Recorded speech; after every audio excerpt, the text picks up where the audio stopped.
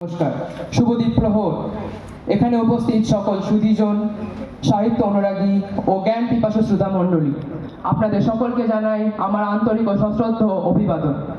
আজ লেখক রবীন্দ্রনাথ ঠাকুরের রচিত ছোট গল্প ছুটি সম্বন্ধে আমি একটি গ্রন্থ আলোচনা উপস্থাপন করতে চলেছি।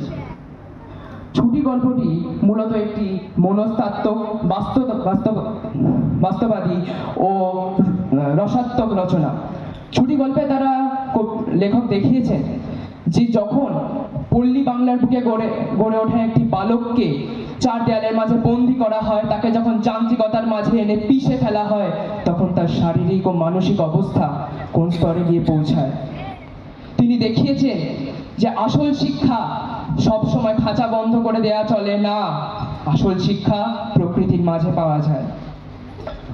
ছুটি গল্পটির মূল চরিত্র হলেন ফটিক চক্রবর্তী।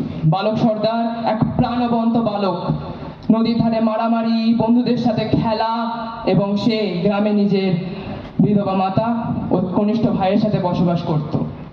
তার জীবনে নতুন পর্ব শুরু হয় যখন তার নিজের মামা বিশ্বম্বর বাবু তাকে কলকাতায় শহরে নিয়ে এসে পড়াশুনো করিয়ে বড় করে তোলার সিদ্ধান্ত নেন।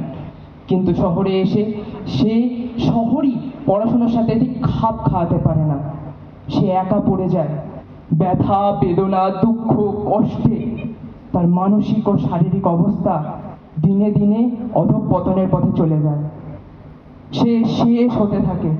শেষে প্রত্যাহত হয়ে সে পালিয়ে যাওয়ার সিদ্ধান্ত নেয়, কিন্তু তাকে খুঁজে আনা হয়। খুঁজে আনার পর সে অত্যাধিক জ্বরে কাতর হয়ে পড়ে। সুস্থ হওয়ার যখন কোনো চিহ্ন তার দেখা যায় না, তখন তার মাকে ডেকে পাঠানো হয়। বালকটি প্রতিনিয়ত প্রলাপ বকতে থাকে, বলে, এক বাও মেলে না, দু বাও মেলে না।